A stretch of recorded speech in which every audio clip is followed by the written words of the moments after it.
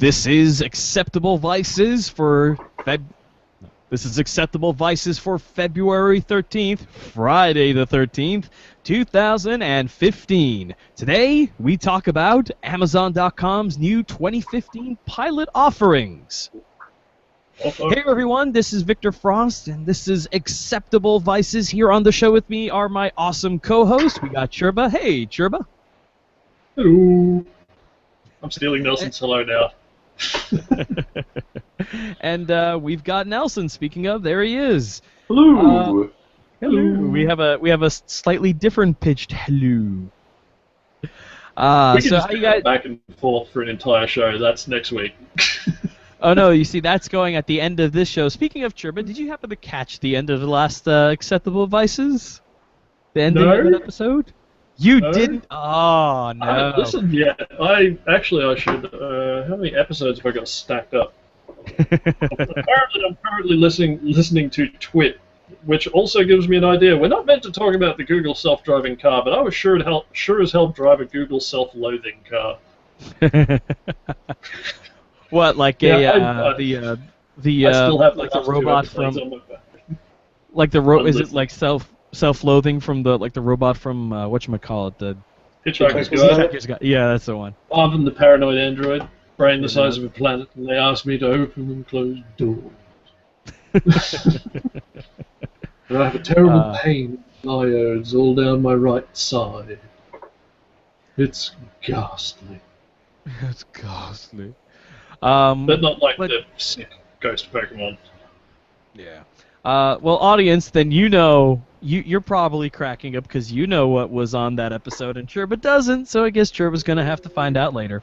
But at any rate, we are going to be reviewing Amazon.com's new 2015 pilot offerings. It's very exciting. I liked many of them, but not all of them. Before we start, Victor, I just want you to remember something. Yes. I really do know exactly where you live. I know how to get keys to your house. Yeah. I'm sorry. I'm gonna break in and cook you dinner sometime. No. At the end of the end of the last episode, I think you're gonna bust a gut. But anyways, I normally listen while I'm mowing, so people just walking by my house fucking think I'm a maniac because I'm just fucking going back and forth with the lawnmower and cackling like an idiot. But at any rate, we've got Nelson and I watched the new offerings. Churba did not because he does not have Amazon Prime, nor is it particularly useful to him in Australia. So as we review each show, after we're done with each show, Churba's going to make a recommendation, because if you like that kind of show, you'll probably like this other kind of show that's going to be at. Is that about right, Churba? That sounds about the size of it, yeah. And all right. I've also gone out of my way to only pick good stuff, not stuff that's just thematically linked, because I couldn't think of anything else. No, I've picked actual good stuff, and also, stuff that isn't widely known. Like, for example, I'm not just going to say, oh yeah, watch Wilfred, because Down Dogs has a dog in the name of it, and I didn't watch it. No, but seriously, watch Wilfred. Yeah, watch Wilfred. Watch the original. It's good. Yeah. Yep. Okay, so let's start with the adult stuff, with the grown-up oriented stuff. How about Nelson? How do you feel about the New Yorker Presents? I think it is interesting. It's too slow. It's interesting as supplemental content to New Yorker stuff, but I don't think it has enough of anything to really be its own show. Really? I thought it was actually kind of cool. I thought it was like a magazine, but in video format. I especially like the whole thing at the beginning where they give you the table of contents and the time codes for each segment. That part's good. I watched the whole thing straight through, and I really enjoyed it. I thought it was pretty good. I think actually, maybe not as an Amazon show, but I could see it on YouTube. Definitely. Oh yeah, definitely with the clickable annotations. Yeah. Yeah. What did you think about the different segments in it? There was that interview with the artist lady who. This is the sort of thing that makes me wish I had taken notes. But that interview with with the artist lady, what did you think? Mariana Abramovich. Yeah, I enjoyed it, but it didn't really stand out for me. It was not bad. It just didn't really stand out. It would definitely be a YouTube. If it was a YouTube show, I would definitely watch it on occasion, like I watch all my YouTube stuff. But as television, I feel like television requires a certain format, and you're not locked into like the sitcom format, but you do need some kind of cohesive, episode. Mm-hmm. It's very hard to do a recurring show when the show is itself split up into little bits like that. Yeah, I mean, I thought it was great as that. I thought it was great as that format, but I'm with you. I think it would have been better. It's better as a YouTube thing. I mean, it definitely disembarks from the standard television style production, which I guess is kind of the point of what Amazon is doing. But I don't know. Yeah, it's a neat idea, and I think that idea can live on in some kind of format, but I don't know if that format will be a syndicated television show. No. I mean, which they're probably not going to try to do anyways, but yeah. Yeah. So Churba, before we go to Churba, Nelson, what do you think? Do you think it's green light up? Do you think it's going to get green lit or I don't think so, but you know what? I don't think so for a completely different reason than enjoyment. Because while it is enjoyable, I don't think most people will be into it. Yeah. I mean, it seems to be getting pretty decent reviews. It's got 4.5 stars. Firefly got canceled. Yeah, but that's Fox. Critical reception is almost meaningless. Yeah, but that's Fox. Fox also canceled Almost Human. So. Hey man, Firefly got cancelled, but fucking Farscape went on forever. Score one for us. I think I think it's going to be backed because it looks like the New Yorker wants to do it, but I don't know if it's going to be altogether successful. Mm-hmm. So I hope it does keep going, but I'm not sure. But I would back it. I would vote for it to keep going. All right, so Churba, what have you got that's up in that wheelhouse? Well, since it is meant to be a documentary series from the short summaries that I was able to read, because Amazon fucking hates everyone that isn't American. Yeehaw. Yeah. Also, fuck you, Amazon. Let's see. I ended up finding, a couple of documentary series simply because it's a bit hard to pick just one, to be honest. Because they're all good and it all depends on what you're into. But I picked some pretty good general ones. Right, first off, we've got Who Do You Think You Are? And the basic concept for Who Do You Think You Are, there's a couple of different series. There's an Australian one and a UK one. Both are very good. But basically what they do is they take a person, usually a famous person, or a person of some note, and they go through old family documents, tracing through their family tree, using genetics and old documents and mementos, things like that. And it's always really interesting. Like, there was one chap who found out that his grandfather was actually a Nazi. Okay. And some other chap who found out that he absolutely wasn't he didn't have the family heritage he thought he had. He thought he was a mix of certain ethnicities, and it turns out he just really wasn't. Right. Other than that, there's Australian Story, which is basically profiles of a bunch of notable Australians. You know, Julia Gillard, Hazel Hawke, Wayne Bennett, Steve Irwin was on there, Belinda Emmett was on there, Red Simmons, a comedian, was on there. it's an ongoing series, so there's a lot to choose from. And there's also a couple of non-Australians in there, like Heidi Klum. Jimmy Carter, interestingly enough, was on Australian Story for a while. I have no idea why. I should look that up. But that's an excellent series that's still ongoing, and it's got so many episodes that you can just find whoever the hell you're interested in or just like the look of the name of. And as opposed to the traditional reported style of documentary where you've got a narrator, all of the stories are told by the subjects themselves. So you don't have some random guy telling you about Red Simon's career. You have Red Simons telling you about Red Simon's career and all the people around Red Simons. So that's a pretty good one. And if you want something a little lighter, here's the fun one. Hamish and Andy's Gap Year series. They've got the first Gap Year where they stayed in New York. They have Euro Gap Year where they went to London and travelled around bloody Europe. They've got Gap Year Asia based out of Thailand. And now they've got Gap Year South America based out of Buenos Aires. What's left? And Gap that Year is Africa and Antarctica?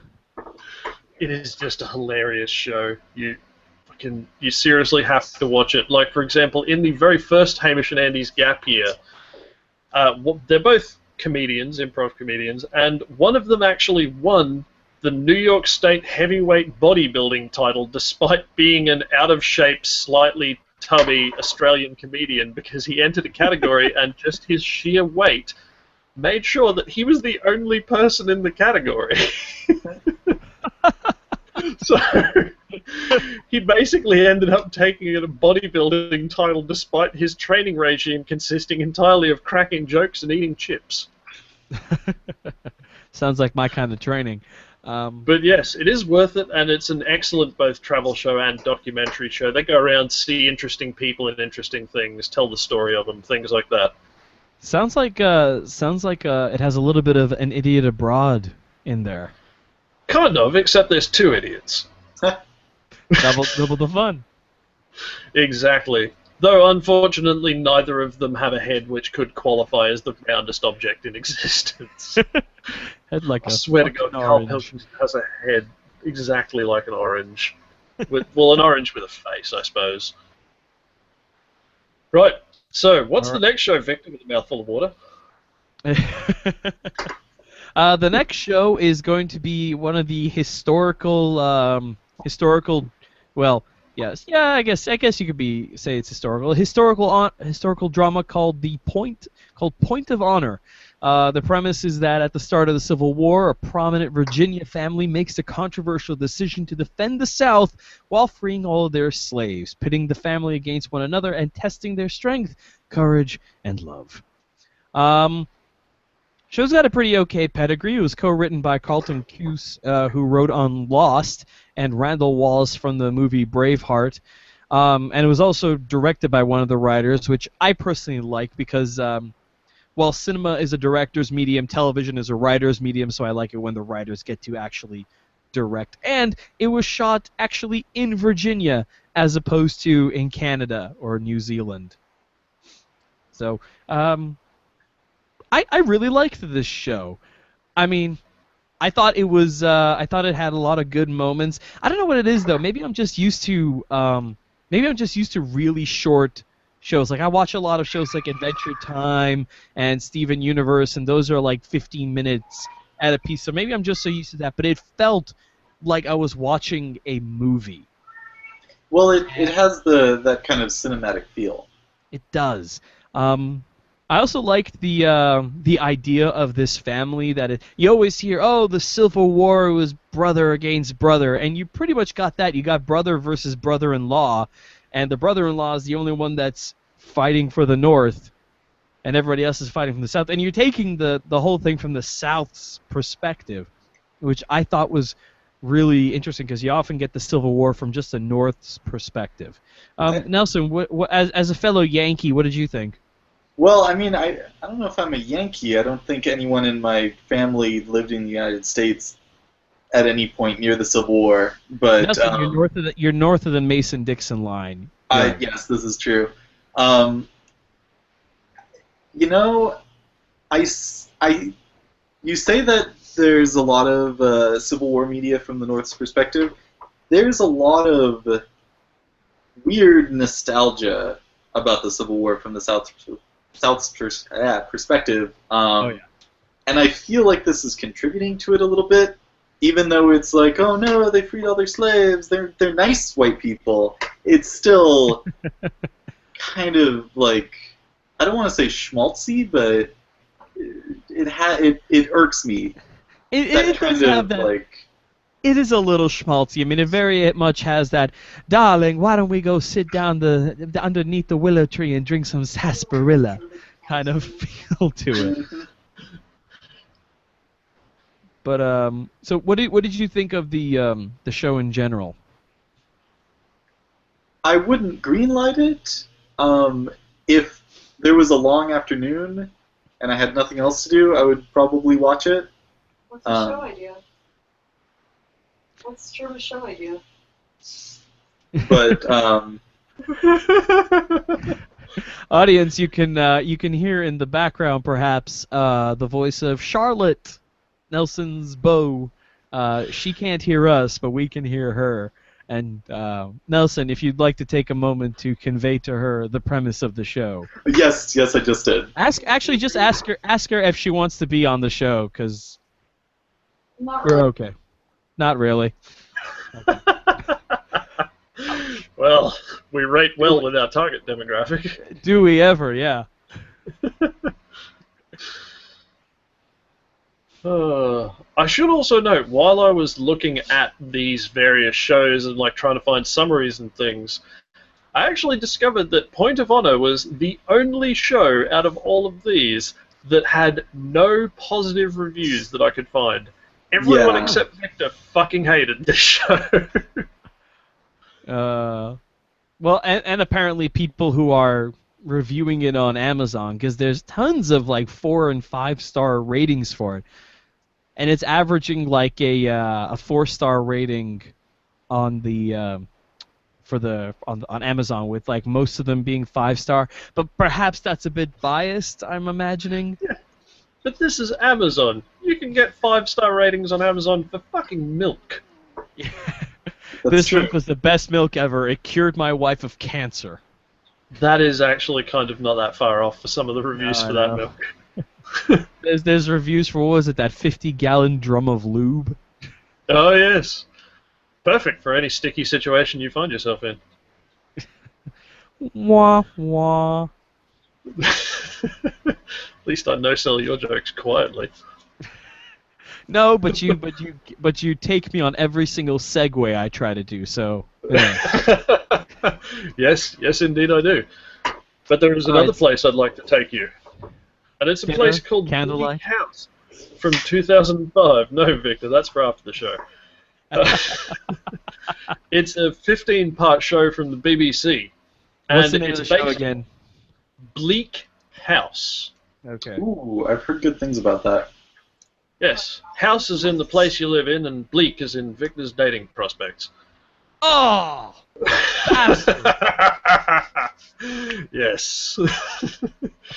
But anyway, basically, it's based on the Dickens novel of the same name, and it covers I'm reading from Wikipedia here since I haven't read the novel.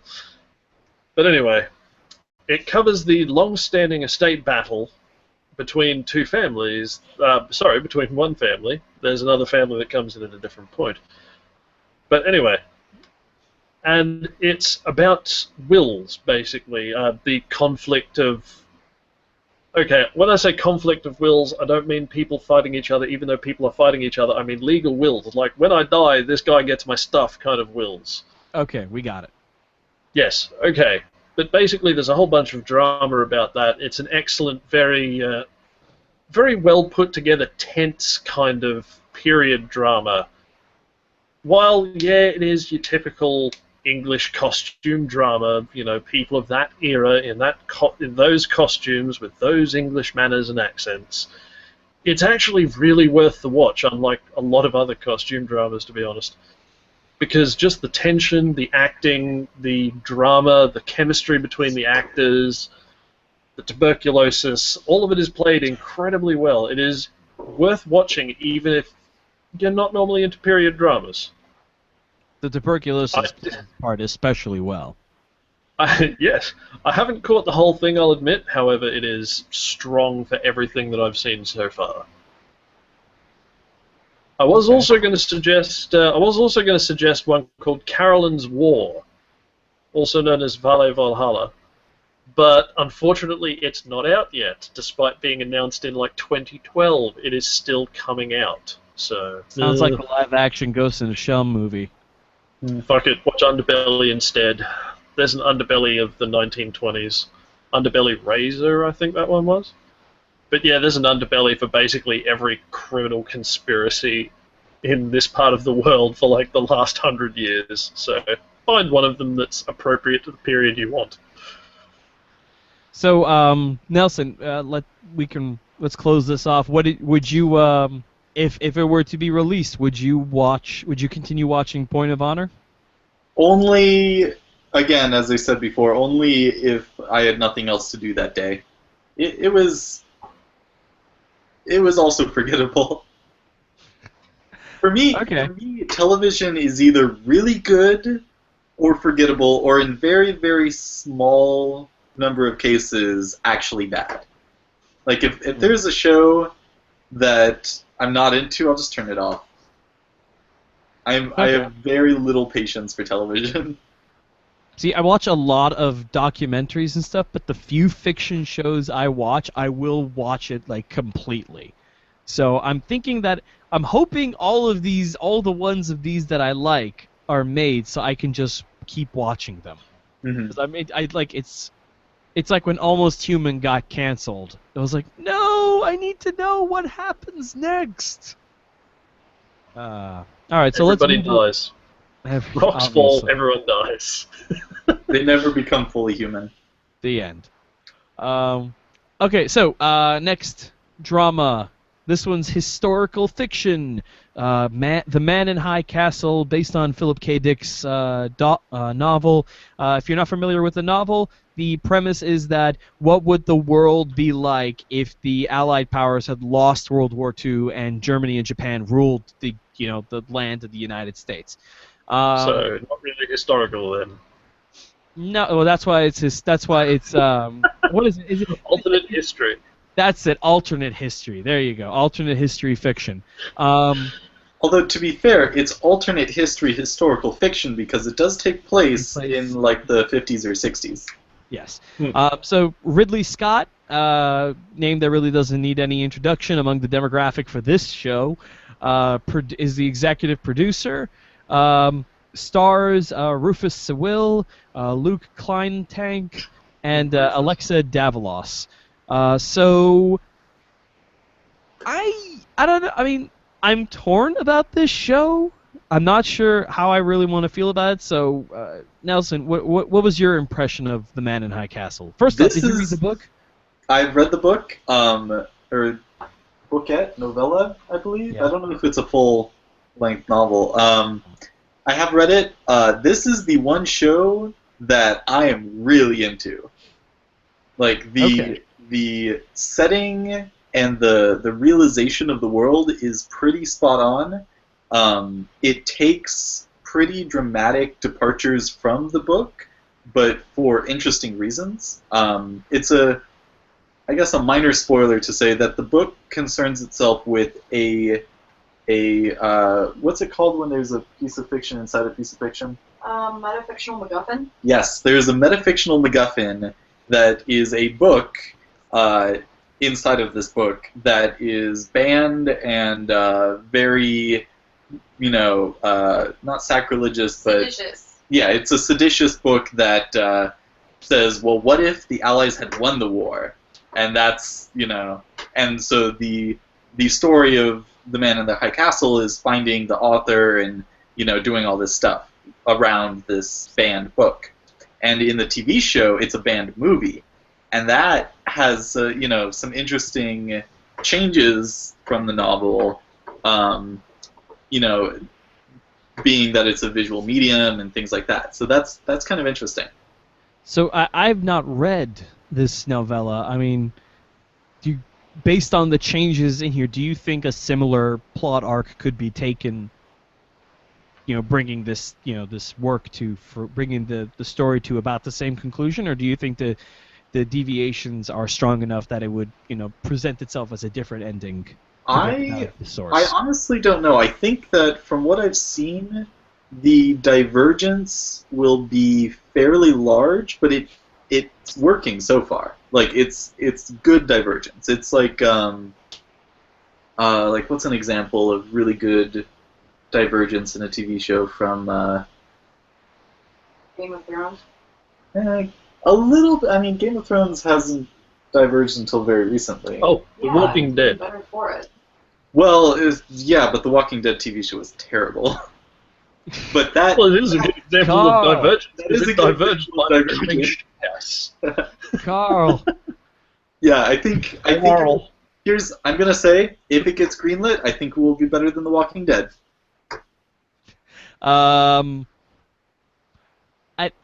Is that high praise, or is that just low? Is that a low bar to vault That's a over? pretty low bar.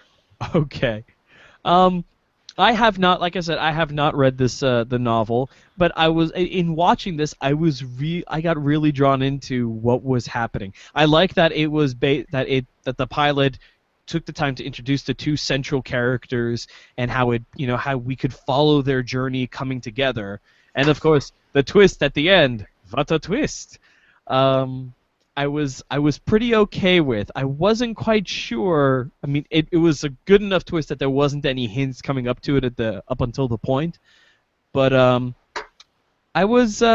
pretty satisfied with this. I like the idea that it's not just a matter of getting this film, trying to find out who made this film. How they're showing the potential big calamity on the death of Hitler, and finding out, well, will the Nazis goose step further across the United States and take over the bit that they gave to Japan, and if so, what happens with that? Or if there's one thing that I think the TV show kind of rushed over, it was the all the politicking going on in the Japanese government. Because there's a little bit of the agent who's meeting with the Japanese ambassador, and they're talking about stuff that is actually super important. Like in the book, and probably in the show, because that agent has an agenda that isn't really hinted at in the first episode, but I would imagine if it follows at least a little bit of what the books do, or the book singular does, that will become important. See, I really like politics in good drama shows. So I'm hoping the politics plays a big part, because it's always interesting to see you've got the view of these two people, and then you've got the view of which is just like the lives of these two people. And then you've got the view from the politics point of view, which is how is this little event changing and influencing these big events, and vice versa. So I'm really into when shows get into stuff like that. So you're obviously hoping it does really well and gets produced. Yeah, I think it would be. We need more good alternate history, future sci-fi TV shows. And I am also really hoping it gets produced. So and it looks like it's going to be, because it's got 8,408 ratings and it's 100% 5-star basically.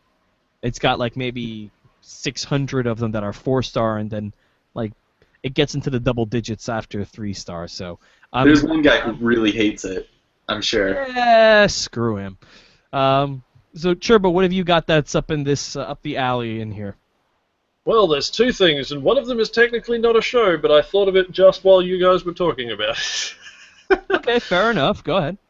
Okay, the first thing is, since you all need to read a motherfucking book, you need to go out and acquire yourself a copy of the Axis of Time trilogy by John Birmingham, which is comprised of Weapons of Choice, Designated Targets, and Final Impact. and despite the very dad fiction names, it's basically a trilogy of books about the effects of in the near future, a multinational task force of ships and aircraft and so on, sailing from East Timor over to Indonesia to launch a counterattack against the Muslim Caliphate, who have declared a global jihad. And this storyline is immediately thrown the fuck out because the science vessel in their midst has a catastrophic accident during a test that throws them all back right into the middle of the US fleet steaming towards the Battle of Midway. And when I say into, I mean literally into. They materialize inside of ships. Churba? Yes. Have you ever seen the movie, what is it called? If you say Final Countdown, yes. Yes, Final Countdown. Yes, I've seen Final Countdown. It is better than Final Countdown. Thank you. Although I really enjoyed Final Countdown, it just ended very abruptly. Didn't these books start as like a something being written on a forum or something? No. You're thinking of oh god, what was the name of it? I'm thinking of the one where they go back into Rome. Rome. Yeah, it's U.S. Marines being sent back to Rome. The cover of this book. Oh, Rome, Sweet Rome. That's what that one was. Rome, but Sweet yes, Rome. Weapons of choice. And here's the thing: instead of the usual, the future people go and kick all of those dumb troglodytes' asses with the magic future technology. That does not happen, because here's an interesting thing you might not know about World War II battleships compared to the battleships of today. They had serious fucking armor, and they duked it out with giant fucking cannons in the middle of the ocean. They didn't sit back and launch piddly little fucking missiles at each other. So this first battle does not necessarily go so well for our team from the near future. And things go on from there, and it's not all just like technology beats fucking dumb people with guns. Like, they actually suffer significant losses, they have to fight hard, they have to deal with the fact that they only have a limited supply of magic future technology. Like, they have to deal with the political implications of their arrival and setting up like a separate little future nation away from everyone else that they have to negotiate with the US for, and they have to deal with people like trying to poach talent and fuck old movie stars before they become movie stars and things like that. I have a feeling this series of books is going to be very entertaining. It is excellent. Right, but the TV show is actually another one from England called Survivors. And the basic premise is it's set in the present day, but 90% of the Earth's population has been wiped out by a viral pandemic, basically, the European flu. And, of course, this means that there's no electricity. There's no technology. Well, there is technology, but whatever's left over and isn't powered by electricity. You know, there's no easy access to food. Society as we know it has fallen apart into groups of looters and so on and so forth. And basically this is a group that has come together and they're struggling with with the world after people, basically. It's sort of like a zombie show without zombies. Or maybe with zombies, but they're microscopic zombies that float through the air and give you the flu. I've seen this. It has Julie Graham. This is what The Walking Dead should have been, basically. Yes. Good, in other words. Mm-hmm. But yeah, no, it is an excellent kind of... It's the same style of show as a zombie show, just without the zombies and all of that. It's just the parts about trying to rebuild the world and live in our civilization after that civilization has collapsed. Sounds like something I'd be into. I remember it being surprisingly funny for a post-apocalyptic dystopia. There is quite a bit of dark humor. It is pretty good writing. Like, it's not all just dour, bloody, oh no, the Germans are here, they're killing us all, this is a bit shit. I should have moved to fucking Fresno. Yeah, no, it is fucking... It's funny, it's dramatic. It's got all sorts of highs and lows that it hits as it goes along. It isn't singularly focused. All All right, so now we're And gonna of course, start they off should with- have moved to They should have moved to Fresno because nobody wants Fresno. Not even invading armies of the past. No. Have you ever been to Fresno? No, nobody wants Yes, Fresno. I regret it. Yeah, yeah. All right, so comedies. Let's start off with perhaps I think the most irritating one for me, Down Dog. Oh God, this show. What? I couldn't finish it. I couldn't finish watching an episode. It was just pissing me off. What was that one about again? It was the idiot yoga instructor. Oh yeah, it's a stoner comedy that's not very Oh good. my God. It's probably because you I- live in California, you know too many people like this. No, you know what it is. You kind of hit the nail right on the head there, Joe. This show, look, I moved to Los Angeles from after living in the East Coast for all of my life. I moved here when I was 17. I've been living here since. I love Los Angeles. I love most of the time. Los Angeles is awesome. I love it. But there are some things about Los Angeles that just annoy me, like the whole Rodeo Drive culture, the whole Beverly Hills culture, a lot of Glendale, and this show takes everything that I hate about Los Angeles and distills it just down to a deep, like a syrupy black pitch sort of just essence of all of that. So gluten-free molasses. You're Oh saying. God, yes. Like the scene. Okay, so let me just set this up. Down Dog, and I'm taking this straight from the Amazon thing here. Down Dog is a story about a handsome, carefree yoga instructor that has breezed through life, women, and jobs. But when he breaks up with his girlfriend, who's also his partner at their successful yoga studio, he is forced to face reality for the first time. And I know it's satiric. It says right here, a satirical look at LA's yoga culture. Okay, I get it. They're doing this on purpose, but it just fills me with so much hate. And the thing about a comedy is that when bad things happen to the protagonist, you're supposed to laugh because somehow the protagonist did something to deserve it. Either it was something that, it was a, plan that backfired on them and you knew it was failed from the start.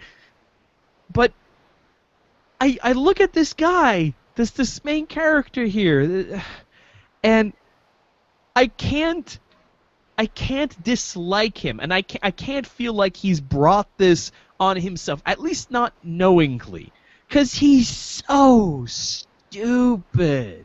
See, I have the opposite. I have the same reaction for the opposite reason.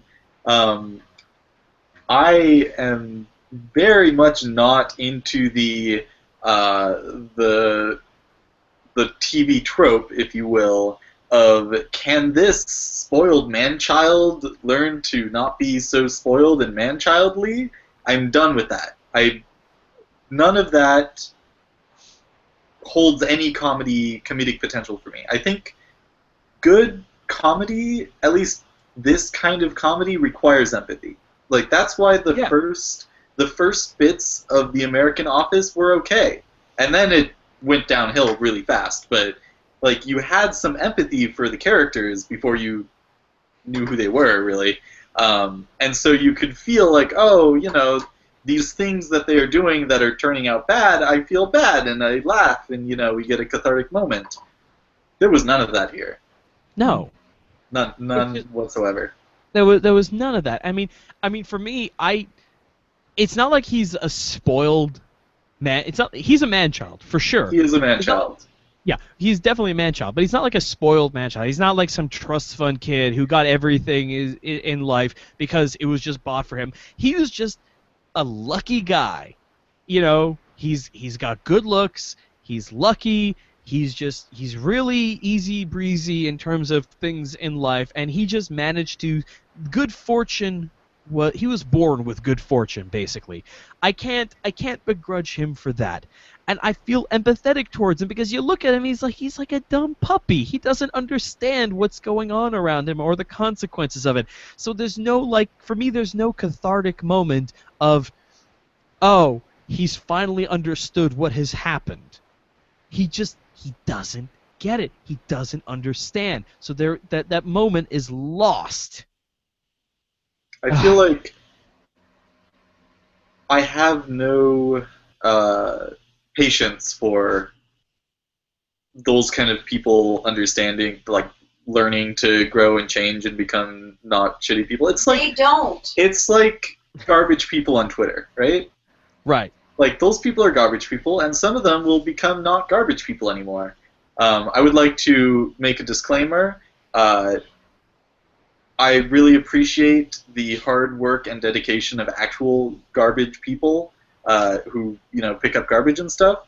Those Right. people should be paid more. Sanitation workers should be Yeah. paid more, yes. But so, like, garbage people on Twitter, sure, some of them will be, will have a realization and not be dicks anymore. But in the meantime, And we should, and I speak for myself on this, I don't know if Nelson agrees or not, but we're talking about people who are just actual idiots and assholes. Not Kim Kardashian, for example, who pretends to be a lot stupider than she is. But actual stupid asshole people. bad people. Yeah. And I don't have the patience to, like, go along with their journey of self-enlightenment. Yeah. Basically. I mean, this show, I think it's trying to hit the same sort of. This show and another show on the on this pilot season are going for very much the same plot thread here, but they're taking two completely different tacks on it, and I'm not happy with this show. I don't want it to get greenlit, but This show wishes it were Californication. yes, Because that it show does. was about a man-child who had to learn to not become a man-child. But there was empathy there. There was a genuine comedy. There were, it's not the best show, obviously, but Right. it was funny. It was good. It had some good bits. Yeah. And this show is not that show. From the descriptions, it seems to me like it's trying to be Californication through the lens of this show called It's Like You Know. That's the worst show title. It's the worst show title, but it was a surprisingly good show. I don't know. And it was about a guy who moved from the was it the Midwest or was it the East Coast? No, it was the East Coast. A guy moved from like New York or somewhere like that to LA. So, but yes. Anyway, time for some recommendations. Yes, please. I recommend you listen to Victor's rant, which I'll give a 3 Lukes on the SFBRP rant scale. Give me a chance to breathe here and reassume my calm. Okay, sure, but just go. Okay, I'm going. Right, let's see. There's 2 here. First one is one that a lot of people have watched and probably know about, called Black Books. It's about a angry, drunk Irishman running a bookshop that he doesn't actually want anyone to come to and buy things from because he fucking hates everyone. It is the best show. It gets a little irritating if you watch more than like 3 episodes at a time. And you're like, Bill Bailey. Want to strangle him a little bit, but otherwise it's a good show. It's sort of like Quentin, except he didn't become a magician. He became a drunk Irishman who runs a bookshop. Pretty much. Yeah. There's like 5 people who know what I'm talking about. Okay, and the other one is one that a lot of you haven't watched but would enjoy the fuck out of. So basically, everyone who has watched House of Cards, everyone who has watched Veep, you need to watch The Thick of It instead. Yes. Because The Thick of It is excellent. It's basically like House of Cards distilled through a nice filter of Veep, except it predated both of them, and the swearing is 10 times better. I'm sorry, Americans, you just can't compete with Commonwealth countries when it comes to swearing. Okay. I mean, honestly, It's well, what's his name? It's yes, got I'll give. what's his name, right? Yeah, the guy who I keep Yes. calling Capibaldi and pretend he's Italian. Yeah. I don't know why. It's a weird mental tick. Yes, Peter Capaldi. He is in it as Malcolm Tucker, the sweariest man in Britain. A show with And, Mr. well, Angry I'll Eyebrow admit- is great. I'll admit, while they do well on Veep, Veep has not yet had the pure cojones to call someone a shit ejaculating fuck bastard. The That's English, impressive. like this is, and they have all of this situational comedy, all of the frankly insane levels of cursing, all of the bizarre threats from a man who runs primarily on stress and caffeine, so I empathize with him quite a bit. And all of this is layered over a dense political drama happening in the background. So watch this show instead of Down Dog. Yes. It is amazing.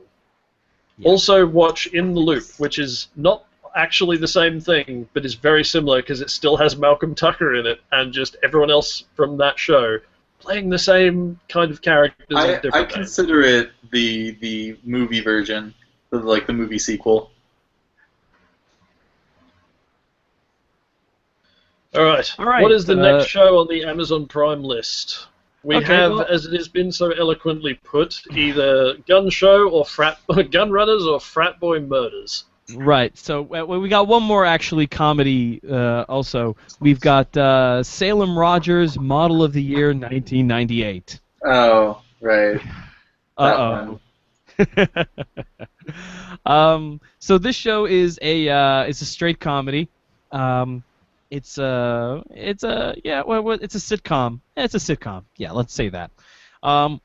So it's the premise is this: after a decade in rehab, an abrasive former supermodel tries to recreate her success in a new world she barely recognizes, relying on the help of her browbeaten former assistant. Unfortunately, her world is no longer a place where people jump at her command or care about who she is. So we've got the prima donna model here that spent 10 years in rehab, so much that the rehab facility pretended to be shutting down just to get her out, and her assistant has during this time made an actual modest career for herself being a writer. And here she comes storming in and trying to reclaim, her supermodel career, and it is not easy because she's 10 years older, she's in her 30s, and supermodels, and the one thing this show really got right is that supermodels don't really exist anymore. Mm-hmm. So, I don't know. I mean, I thought it had its funny moments, but I spent most of the time just sort of like going, ugh, why can't anybody put this woman in her place? In that somebody tell her to shut the fuck up. Take her down a few pegs. I think We're gonna the get fucking letters about this, Victor. You know that, right? We I get think- letters? I think the trope of bossy person who doesn't Get it? doesn't get it is kind of played out. I mean, No it's interesting kidding. to see it from this perspective, and that could have been an interesting thing. But I think it doesn't have enough comedic material to last a whole season. Yeah, Like- no kidding. I mean, it's basically the same joke over and over again. Yeah, I mean, like, even I this could see it- episode. Maybe a movie, maybe a made-for-TV movie. Like, there's not a lot of material to work with there. Yeah. No, I think I think you've hit it pretty much right on the head. There's not a whole lot of jokes to be made, and the best format for this would be a made-for-TV movie because honestly, I mean, even within the 1 hour, which I think, even within the half-hour runtime that it is, it used the same joke twice. Mm-hmm. And I don't care about Salem Rogers. I don't. Even though she's the titular character, I don't care about her. I care about the assistant because the assistant is going to be using, her old bosses reclaiming her modeldom as a means to put a little extra voltage into her own writing career. I care about the assistant. I don't care about the model. And I think I want... Yeah. Actually, when you mentioned her name, I didn't know who you were talking about for a second. Yeah, exactly. And then I looked at my list of the shows with their like title cards, and her name is gigantic on the cover of the show, and I'm like, oh right, that's who she is. Right. Exactly. Yeah. The Nobody assistant cares was good. about her. Yeah, the assistant was good. I want to see the assistant, continue loosening up a little bit, but I have no care for the model. I really don't. So, I don't know. So, Turbo, what have you got for similar shows or better shows? Definitely better. Okay, I've got two, again, because I'm having trouble picking just one, because there's so much good TV out there if you know where to look. Like, for example, outside of America. Okay, the first one up is an Australian comedy show called Shock Jock. And, well, as a basic premise, it's The Newsroom, except it's a comedy instead of a drama. It's set in the 1980s during the rise of FM radio over AM radio. And instead of news, it's about shock jocks. This show sounds so up my alley. It is excellent. It's starring an old comedian called Tim Ferguson, who many Australians will remember from Don't Forget Your Toothbrush, the Douglas Anthony All-Stars, who are still one of my favourite bands. And it's basically the who's who of Australian comedy of the 2001-2002 period. But it is an excellent show, excellently written, great timing, excellent comedy. So, yeah, and it doesn't do that thing that a lot of, like, set-in-the-past shows do, where it's like, oh, fucking Conan O'Brien, he's a good kid, but I don't think he'll amount to much. Ha ha ha, fuck off. That shit, stop doing it, everybody, because it's fucking terrible. You need to be re-educated, possibly shot. Re-educated with bullets. Go learn some comedies. But, or how to be shot. Let's see. And the other one, I am actually referring to notes. This is the first show where I've made notes. Let's see. The other one is a show called Miranda. And it's a semi-autobiographical show about a English comedian called Miranda Hart, who you might remember from French and Saunders, Family and Other Animals, Vicar of Dibley, Lead Balloon, Smack the Pony.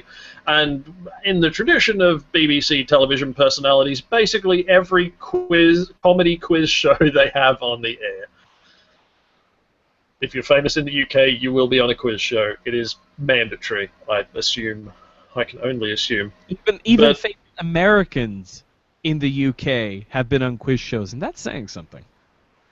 But basically, it's about a kind of socially awkward 30-something who's of above average height and gets mistaken for a man a little more often than she feels comfortable with, who's kind of upper middle class and privately educated, but also has just decided to run a joke shop instead of picking a more reasonable career. Like where you go to get, like, whoopee cushions and stuff? Yes. And she kind of doesn't really fit in with all of the people she's grown up with and the people she's still friends with. Like, she's kind of awkward around people and just, she's a disappointment to her mother and all this other stuff. But it is an excellent kind of semi-autobiographical comedy. Okay. It is definitely worth watching, and definitely worth watching a hell of a lot more than Model of the fucking Year. Oh, God. Which I hope gets greenlit so we get more rants out of Victor like that. That was quite good for you, chap. Down Dog would get more rant, but then again, Down Dog is just so terrible, I wouldn't watch it. Speaking of terrible shows, the next show we're going to talk about is Mad Dogs. Oh, my God. This is the most American television show. Oh, that's where it gets interesting.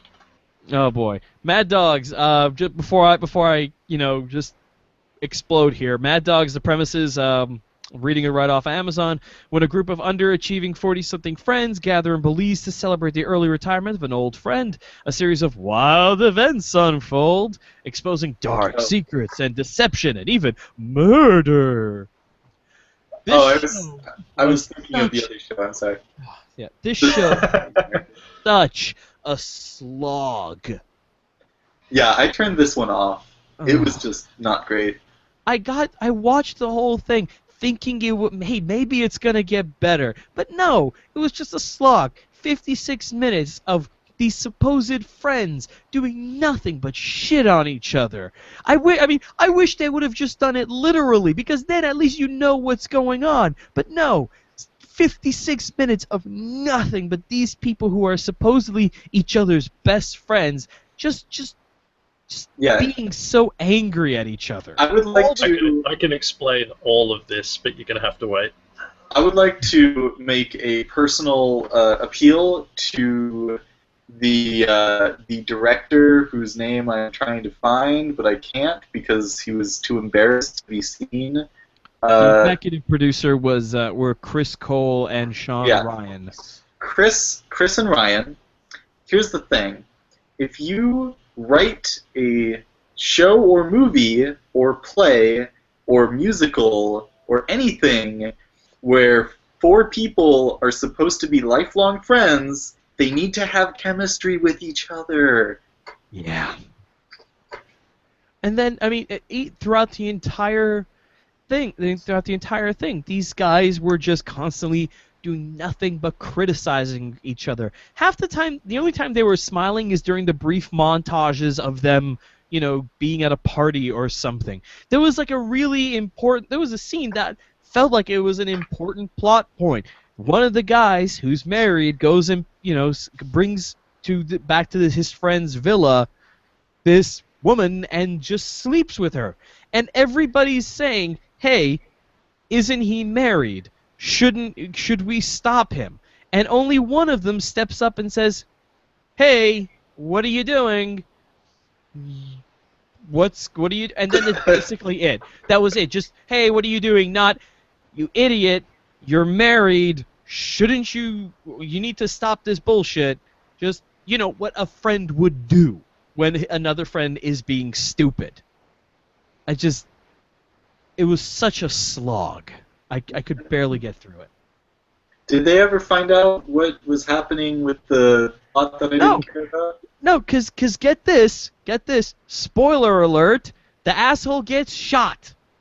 Oh, great. Right in front of them. Do you think the writers knew that they wouldn't get greenlit? Maybe. But surprisingly, this show has gotten good reviews. What? Yeah, so it's a little over 2,000 5 stars, nearly 500 4 stars, about 153 stars, and then 84 2 and 88 1. And then I'm getting their comments like good casting and great acting. Gotta see what happens happens next. You know what this is?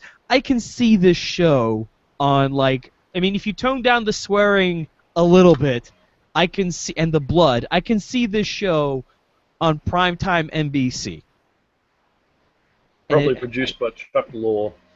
Yeah, and you know what? This is exactly why Amazon Prime pilot season exists. Because we're saying, fuck you! We don't want to watch that shit. And yet, here it is, again.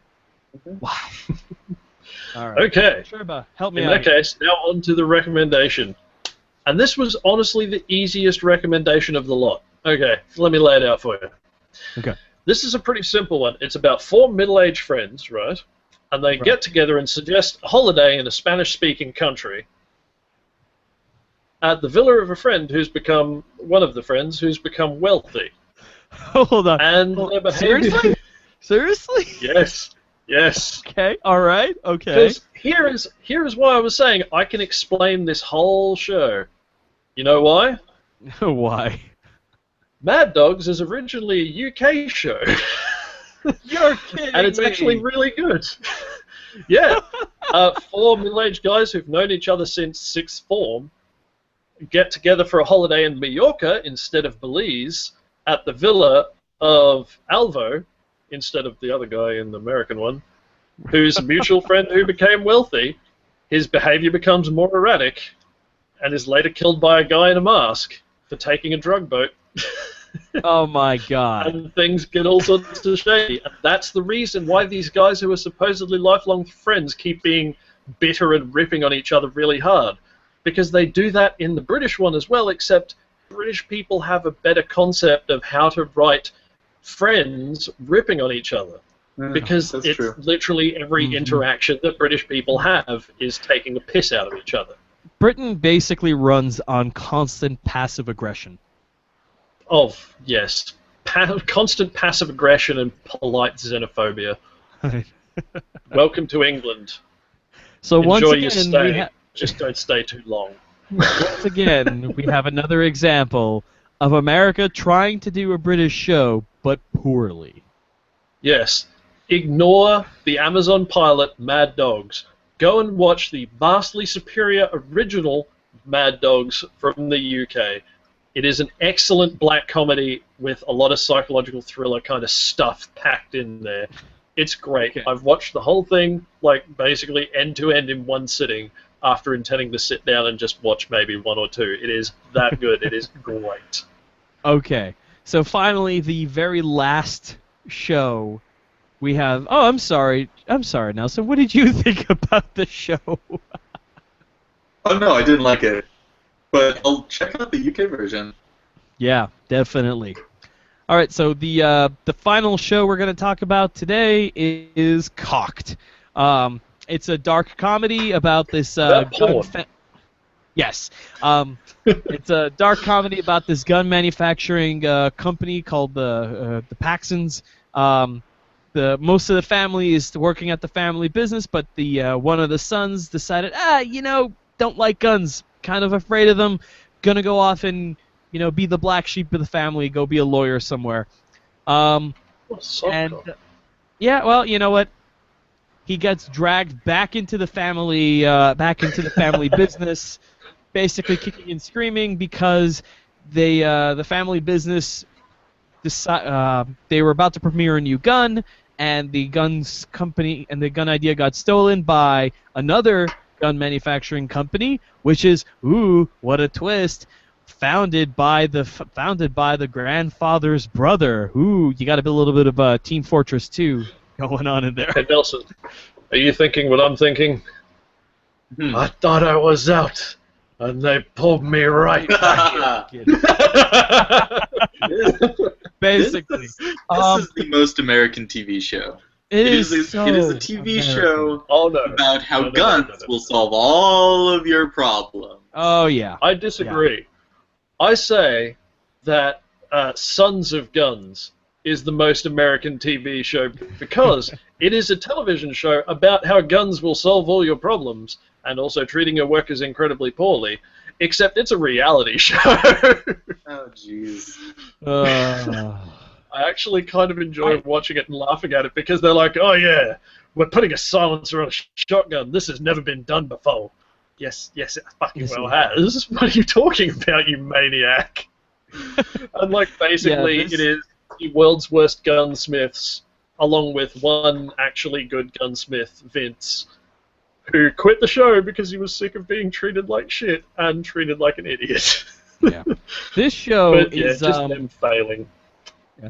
This show is, I think when they were originally thinking about the concept, it had the potential of being good, but this show, I mean, I don't know. I mean, it's got Jason Lee in it, who I like. I like Jason Lee as an actor, but in this show, he's a perpetual asshole to everybody, and it's basically really liberal guy has to be the saving grace of a really conservative family. And for example, they're failing at being a gun company basically, and he says, well, have you tried marketing to the LGBT community? Oh, please don't tell me. How did they market to the LGBT community? So picture a poster of a white molestached guy protecting his family from, a brown person with a brown person breaking into their house with a gun, and he's got his white wife behind him. They just subbed out the white wife with another white guy. Yeah, it's the most American Okay. TV show. It is Right. So it's terrible. the standard protect your family gun marketing, except your family has two dads. Yeah, Yeah. basically. And you know what? Daddy, It worked. Oh wait, I've got two dads and a gun. Fuck Yeah, off. you know, This is and it devilish. worked. I'm really happy that it worked. But this show, I mean, it wasn't terrible. I was actually, kind of interested in what was going on, but I cannot see myself watching this, for like 10 episodes. It's going to be the same problem going over again. Things are going to escalate on both sides. Oh, he's going to find a solution. Things are better now. Oh, things have escalated again. At one point, they're going to actually do the serious gun violence episode, and it will Right. not have very good messages. No, it will not. Because No. basically the entire rest of the show would have been undermining that message. Mhm. So Yeah, it is I did not like- a good show. There was the one scene, and I really liked the scene where the gun-loving brother was like showing his nephew, yeah, there's guns are great. Guns are a way to protect yourself. Every American should own a gun. And the little nephew goes to pick up the gun off the table, and he does the thing of holding it sideways, and he just puts him on the ground, taking Yeah. the gun out of his hands. Like, what the fuck are you doing? But here's the thing. Yes, at least it has that, but don't keep children around the guns in the first place. Exactly. You're going to look away for a second, and the little brother's going to pick up the gun and going to shoot you in the face accidentally. I'm not anti-gun. I am anti-Americans having guns. Because everyone else seems to get along okay with guns, I'm not except anti-gun. Americans. I'm not anti-gun. I'm anti-stupid people with guns. Yes, the See, same here's thing. a fun fact for you. Everybody likes to use my country as an example of, great gun control laws, and, they haven't had a mass shooting since they enacted the gun control laws. First of all, yes, we have Monash University shooting. It just doesn't qualify as a mass shooting because the guy got tackled because he chose a very poor place to have a shootout. And also, two people had enormous brass balls to tackle a guy with guns. And second, But- it is easier for me to buy a fucking rifle here than it is for me to buy an airsoft gun. I'm not even kidding. Our gun laws are fucked. And yet, we don't have mass shootings pretty much at all. Shit just carries on normally. Things are nice, things are pleasant. It's regarded as a hobby, an expensive hobby, but a hobby nonetheless that people are free to enjoy. Mhm. We don't worry about like, oh no, got to protect my family, got to have my fucking bunker in the middle of Hicksville, fucking full of guns. No, man, people just chill. Some people have guns, some people don't. Whatever. Okay. So, have you got a recommendation for a show to watch instead of Cocked? Well, I had one, and now I have two. You can, if you want to watch an American show, you can watch Sons of Guns, which is basically Cocked, but better, because these are real people for you to laugh at and go, you are horrible people. And the actual recommendation is one called Tricky Business, and basically it's a drama series set in Sydney about a family business, funnily enough, except instead of guns, it's debt collectors. Ooh. And Ooh, it's a yikes. failing debt collection business, and they come in and they try and save the failing business, and it is actually surprisingly a well-written drama. I mean, I originally thought it was going to be just another copy of Packed to the Rafters or some usual family intergenerational drama that was popular there for a few years. But no, it's actually quite well written. It has some pretty clever premises. It does quite well. The only thing I don't like about it is that it's quite short. It only pulls in at 13 episodes, and I think the 13th episode was never aired. It was only released on DVD. Okay. I think that's about it. We're not gonna go through all the kids shows because we just don't want to put in that much more time into this. I will say though that all of them are pretty much generic kids shows, but one of them wants to be Avatar and is not Avatar. And you should probably watch any Australian kids show instead. Cybergirl, which is not about what you did in chat rooms in the 90s as a teenager. Yeah. But does feature villains dressed in only the finest of cast-offs from your local adult shop.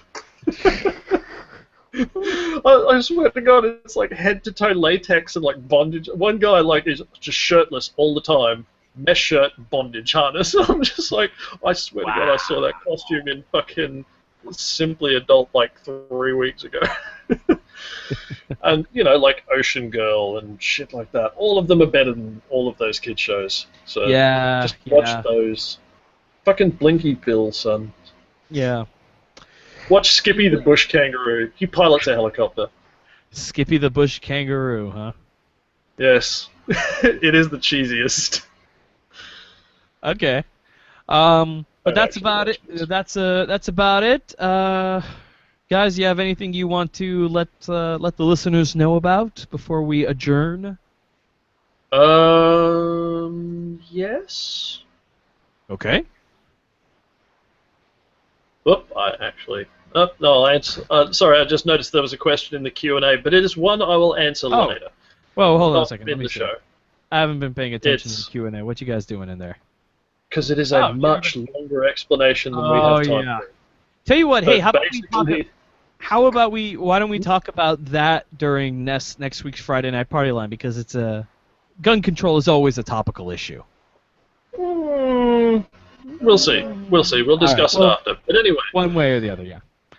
there is an excellent young woman in my city called Mama. She is making these plushes called, at the moment she has the Box Fox, and her range is currently expanding, so you should go and order yourself a Box Fox because they are adorable. And also the name Box Fox sounds a little bit dirty, and that's kind of funny to me because I'm an enormous child. And she also has a bunch of new products coming out, including the Takio Carp, which is a carp in the shape of a takoyaki, or vice versa. And, of course, the Parallelogram, which I have been giggling to myself about for literally the past 3 days. So yes, go buy her stuff. She's an excellent person, and not only do you want to give her money for these excellent things, she also really deserves your money because she is an excellent person, I promise you. Nelson, do you got anything you wanna let people know about, or? Not really. I would like to let them know that I am going to make some delicious lamb chops in a few minutes. I got some fresh rosemary, so I'm gonna roast them with some rosemary and some sweet potatoes and other rutabagas and stuff. So y'all be jealous now. Yeah. Throw a bit of lime on the suckers as well if you got some. I have some lemon. I don't know about lime. And Nelson's going to You be have starting lime. his Throw just a little bit of lime, just a touch. just a bit. And Nelson's going to be starting his own podcast, Nelson's Cooking Hour, which you should definitely subscribe to. You know what? You joke, but I really should. Yeah, why not? You should. Although since I got recently, Charlotte gave me a rice cooker for my birthday, a really little like tiny 3-cup one. It is the cute. best. Rice cookers. Yeah, Nelson's Cooking Hour will basically just be put your rice in the rice cooker, put your water in the rice cooker, press the button, and go play video games. Da-da. It'll be just like an hour shot of the rice cooker with the music. Da da da da da da da da. Yes. Da, da, da, da, da, da. Alrighty then. Well, not much for me. I don't have anything I really need to plug. I've been putting up videos on YouTube at a fairly good clip recently. Not behind the screen. I'm still. Pollen has been killing me, so I've yet to sit down and actually record all the footage and stuff for it.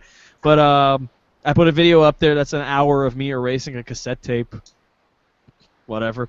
But that's about it. This has been Acceptable Vices, and the three of us will see you next week on Friday Night Party Line. We'll see you guys then. Bye-bye.